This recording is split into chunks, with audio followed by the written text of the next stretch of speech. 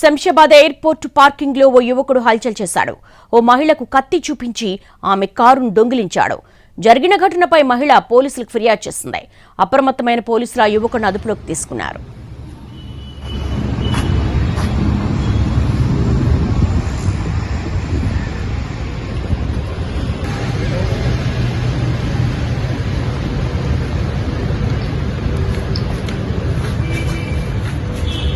बस क्या करें आप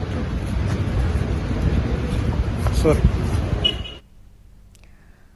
ప్రస్తుతం మనం చూస్తున్న దృశ్యాలు శంషాబాద్ ఎయిర్పోర్ట్ పార్కింగ్ లో ఒక యువకుడు మహిళను కత్తితో బెదిరించాడు. అక్కడ హల్చల్ చేశాడు. కత్తి చూపించి ఆమె కారును దొంగిలించాడు. జరిగిన ఘటనపై మహిళ పోలీసులకు ఫిర్యాదు చేసింది. అప్రమత్తమైన పోలీసులు ఆ యువకుడిని అదుపులోకి తీసుకున్నారు.